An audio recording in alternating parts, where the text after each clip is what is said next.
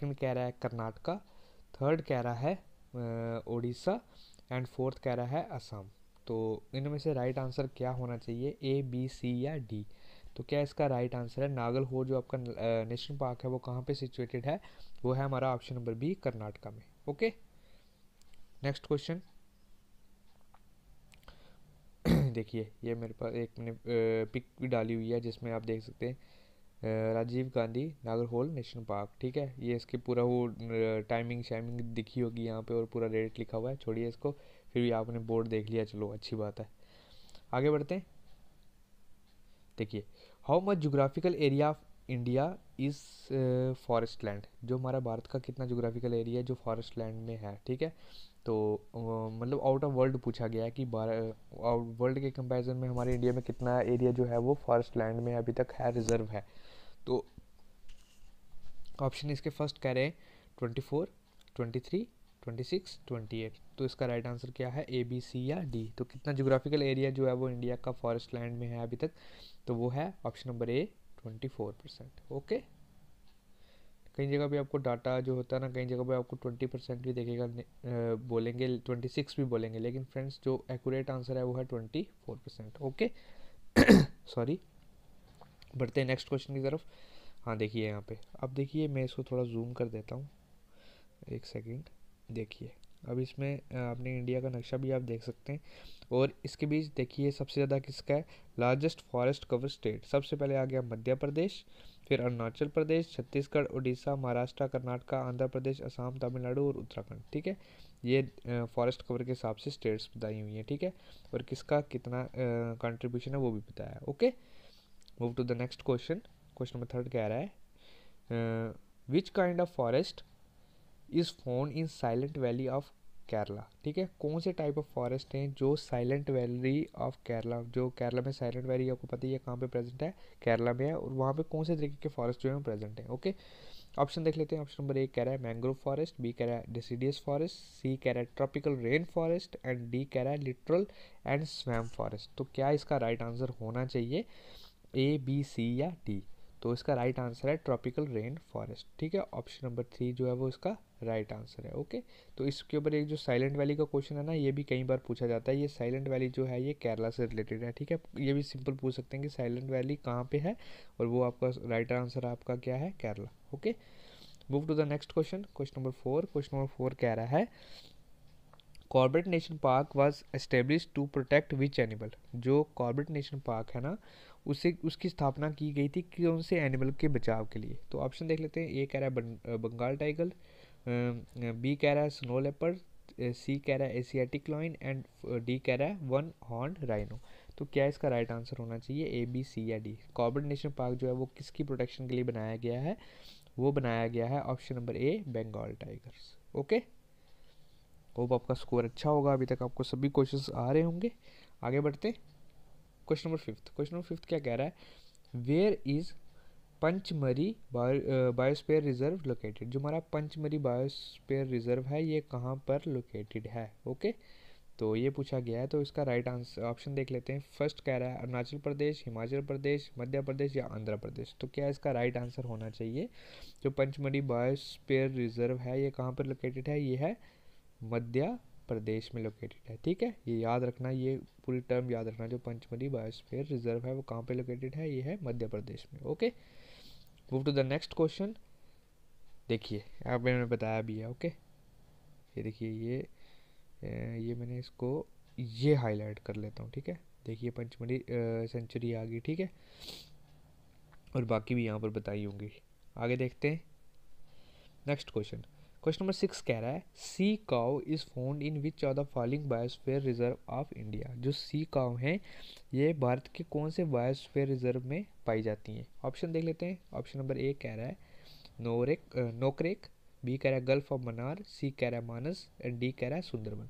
तो कहाँ पे जो ये हैं सी काउज जो हैं वो कहाँ पे फाउंड होती हैं, कौन से बायोस्फीयर रिजर्व में पाई जाती हैं। Option number A, B, C या डी? तो इसका राइट आंसर क्या है, इसका राइट आंसर है ऑप्शन नंबर 6, क्वेश्चन नंबर 6 का Gulf of Mannar. Option number B जो है वो राइट आंसर है। ओके, नेक्स्ट क्वेश्चन की तरफ चलते हैं। देखिए ये होती हैं सी कॉइल्स, ठीक है। ओके, फोटो भी देख लीजिए आप साथ साथ। आगे चलते हैं। क्वेश्चन नंबर 7 कह रहा है which of the following is a new bio fertiliser, इनमें में से कौन सा जो है वो नया बायो फर्टिलाइजर जिसे माना गया है, ठीक है, बताया गया है। ऑप्शन देख लेते हैं। ऑप्शन नंबर ए कह रहा है ग्रीन ब्लू एल्गी, बी कह रहा है नाइट्रेट्स, सी कह रहा है कंपोस्ट एंड फोर्थ कह रहा है फार्म यार्ड मैन्योर। तो क्या इसका राइट आंसर है क्वेश्चन नंबर 7 का? Option number A, B, C या डी। इसका राइट आंसर है ग्रीन ब्लू एल्गी, ठीक है, is a new bio fertiliser. Okay, hope आप सबका स्कोर अच्छा होगा। मुझे कमेंट सेक्शन में अपना जो स्कोर है वो ज़रूर बताइएगा, ठीक है, जितना भी आप स्कोर करेंगे, ठीक है, ईमानदारी से बताना जितना भी है।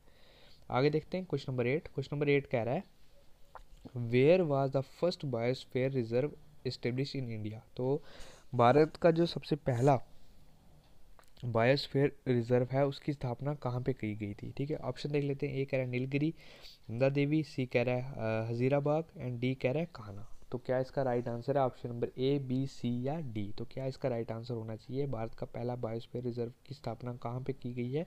उसका राइट आंसर है ऑप्शन क्वेश्चन नंबर 8 का option number A, Nilgiri. Okay, Nilgiri biosphere reserve is the first biosphere reserve of India. Okay, आगे बढ़ते हैं। Question number 9। क्वेश्चन नंबर 9 क्या कह रहा है which of the following pairs is not correctly matched, national park और state. National park दिए गए हैं एक तरफ, दूसरी तरफ स्टेट दी गई है और हमें बताना है कौन सा जो पेयर है वो करेक्टली मैच नहीं है।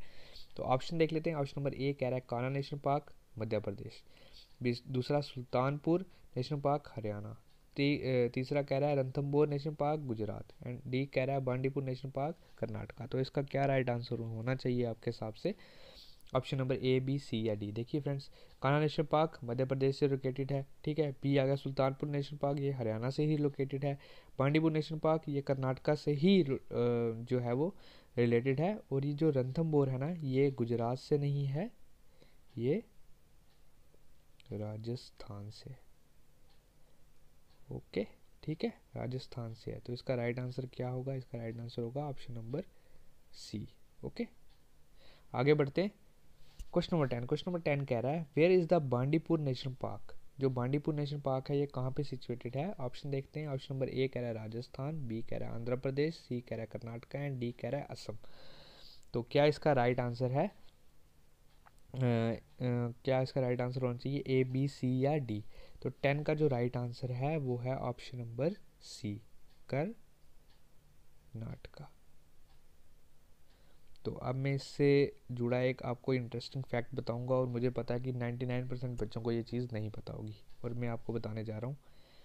ये देखिए, इन्हें तो आप जानते ही हैं, ठीक है, ये हमारे साउथ के सुपरस्टार रजनीकांत और ये हमारे डिस्कवरी जिनसे चलती है, ठीक है, डिस्कवरी चैनल जिनके थ्रू चलता है, हमारे बियर ग्रिल्स। तो आपको पता ही है running wild with Bear Grylls जो है वो एक सीरियल आया था जिसमें ये जो थे रजनीकांत जी के साथ इन्होंने शूटिंग की थी और जहाँ पे की थी ना वो कौन सा था? बांदीपुर नेशनल पार्क ही था, ठीक है। वो यही जो था बांदीपुर नेशनल पार्क में ही इसकी शूटिंग की गई थी। ये बांदीपुर नेशनल पार्क में ही है जहाँ पे इसकी शूटिंग की गई थी। ओके, इंटरेस्टिंग फैक्ट था ये। वो हो सकता है मैक्सिमम बच्चों को मुझे पता है कि नहीं पता होगा, तो मैंने आपको बताया, चलो अच्छी बात है। आगे बढ़ते हैं। Question number 11। क्वेश्चन नंबर 11 कह रहा है where is Kanha National Park. जो कान्हा नेशनल पार्क है वो कहाँ पर सिचुएटेड है? ऑप्शन नंबर ए कह रहे हैं तमिलनाडु, बी कह रहा है बिहार, सी कह रहा है आंध्र प्रदेश एंड फोर्थ कह रहा है मध्य प्रदेश। तो क्या इसका राइट आंसर होना चाहिए? जो कान्हा नेशनल पार्क है वो कहाँ पे सिचुएटेड है? Option number A, B, C या डी? इसका राइट आंसर है मध्य प्रदेश, ठीक है। अब मुझे बच्चे कमेंट सेक्शन में ये चीज़ बोलेंगे सर आपने ज़्यादा जो क्वेश्चन हैं वो नेशनल पार्क के लाए। देखिए फ्रेंड, नेशनल पार्क पे क्वेश्चन आता ही आ, कोई भी आप पेपर उठा लो ना, नेशनल पार्क पे क्वेश्चन पूछते ही पूछते हैं, ठीक है। और कोई टफ करके नहीं पूछते, बिल्कुल सिंपल से क्वेश्चन पूछते हैं। और जो ये कान्हा नेशनल पार्क है ना, ये कितनी बार क्वेश्चन आ चुका है, ठीक है। तो फिर से मैंने आपको रिपीट कराया ये क्वेश्चन। ओके, आगे बढ़ते हैं। देखिए चलो, मैंने एक चीज़ हो रही है, फोटो भी एक आ गया। The Kanha National Park is open to visitor 1 अक्टूबर से 30 जून के बीच। और इसकी टाइमिंग देखिए, पूरा लिखा हुआ है जो कुछ भी है। तो ये सारा इसका जो बोर्ड है किसी ने अपलोड किया था, तो मैंने वहाँ से फ़ोटो लिया था, तो मैंने कहा चलो आपको बता दें। जो नहीं गए, हम भी तो नहीं गए, दूर से फ़ोटो देख रहे हैं, अच्छी बात है। आगे बढ़ते हैं। Question number 12। क्वेश्चन नंबर 12 कह रहा है Kanha National Park belongs to which one among the following biogeographical areas in the world, ठीक है। जो कान्हा नेशनल पार्क है वो कौन से बायोजियोग्राफिकल एरियाज जो हैं उनसे रिलेट खाता है, ठीक है, वर्ल्ड के। तो ऑप्शन देख लेते हैं। ऑप्शन नंबर ए कह रहा है ट्रॉपिकल सब ह्यूमिड फॉरेस्ट, फिर ट्रॉपिकल ह्यूमिड फॉरेस्ट, फिर ट्रॉपिकल ड्राई फॉरेस्ट, फिर ट्रॉपिकल मॉइस्ट फॉरेस्ट। तो क्या इसका राइट आंसर होना चाहिए, ए बी सी या डी। तो क्वेश्चन नंबर 12 का जो राइट आंसर है वो है ट्रॉपिकल सब ह्यूमिड फॉरेस्ट। ऑप्शन नंबर ए जो है वो इसका राइट आंसर है। तो बच्चों मुझे कमेंट सेक्शन में अपना स्कोर ज़रूर बताना, आपका स्कोर कितना रहा, कितने क्वेश्चंस आपने ठीक किए, ठीक है, और कितनी नई चीज़ें आपने सीखी। तो कोई भी अगर क्वेरी है तो वो भी मुझे कमेंट सेक्शन में ज़रूर बताना। ओके, आगे बढ़ते हैं। Question number 13। क्वेश्चन नंबर 13 कह रहा है the study of relation of animals and plants to their surrounding is called. Study of relation of animals and plants to their surrounding, उसे क्या कहा जाता है? कौन सी टर्म जो होती है जो डिफाइन करती है relation between the animals and the plants? Option देख लेते हैं। ऑप्शन नंबर ए कह रहा है इकोलॉजी, बी कह रहा है एथ्रोलॉजी, सी कह रहा है गेनियोलॉजी एंड डी कह रहा है आइकोनोलॉजी। तो क्या इसका राइट आंसर होना चाहिए ऑप्शन नंबर क्वेश्चन नंबर 13 का? क्वेश्चन नंबर 13 का जो राइट आंसर है वो है option number A ecology. Okay, ecology is the study of the relation of the animals and plants to their surroundings. Okay, move to the next question. Question number 14 कह रहा है where is the forest research institute located? जो हमारा forest research institute है, जो all over India का जो forest research institute है वो कहाँ पे लोकेटेड है? तो ऑप्शन देख लेते हैं। A Dehradun, B Bhopal, C Lucknow and fourth is Delhi. तो क्या इसका राइट आंसर होना चाहिए? अगर वीडियो में मैं तेज़ बोल रहा हूँ तो वीडियो को स्लो कर लीजिए या पास कर करके इसको सुनिए, जिससे आपको क्या होगा, टाइम मिल जाएगा थोड़ा सा क्या अपने आंसर को सोचने का और उसके सही तक सही लगाने का। ओके, तो इसका जो राइट आंसर है वो है ऑप्शन नंबर ए देहरादून। ओके, आगे बढ़ते हैं। क्वेश्चन नंबर 15 क्या कह रहा है? क्वेश्चन नंबर 15 कह रहा है first national park of India that was established in 1936 was named at. जो भारत का सबसे पहला नेशनल पार्क बनाया गया था इन द ईयर 1936, तो वो कौन सा था? ओके, तो उसका क्या नाम था? ऑप्शन देख लेते हैं। ए कह रहा है कान्हा नेशनल पार्क, बी कह रहा है भरतपुर नेशनल पार्क, सी कह रहा है heli national park and fourth कह रहा है राजा जी नेशनल पार्क। तो कौन सा पहला नेशनल पार्क था जो भारत का बनाया गया था इन द ईयर 1936? तो उसका राइट आंसर है हेले नेशनल पार्क, ठीक है। इन द ईयर 1936 में ये बनाया गया था। ओके, होप आप सबका स्कोर अच्छा होगा। मुझे कमेंट सेक्शन में स्कोर करना ही करना, और वीडियो को लाइक कर लीजिए फटाफट। वीडियो को लाइक कर लीजिए और चैनल को सब्सक्राइब कर लीजिए अगर आप पहली बार चैनल पे विजिट कर रहे हैं, और ज़्यादा से ज़्यादा वीडियो को शेयर कीजिए ताकि सब तक ये इन्फॉर्मेशन पहुँचे। ओके, क्वेश्चन नंबर 16 कह रहा है afforestation is the process of. जो एफॉरेस्टेशन है वो प्रोसेस किस चीज़ का प्रोसेस है? ओके, तो क्या इसका राइट आंसर है cleaning forest, B plantation, C cutting the forest and cutting forest resources.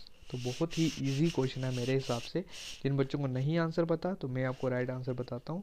जो एफॉरेस्टेशन का प्रोसेस होता है ना उसे कहते हैं प्लांटेशन, मतलब जिसमें हम ज़्यादा से ज़्यादा पेड़ लगाते हैं।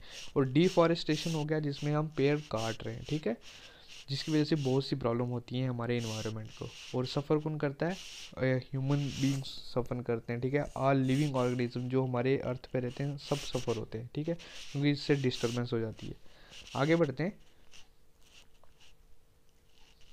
Question number 17। क्वेश्चन नंबर 17 कह रहा है Kanchenjunga national park is located in. जो कंचनजंगा नेशनल पार्क है वो कहाँ पे लोकेटेड है, वो कहाँ पे स्थित है?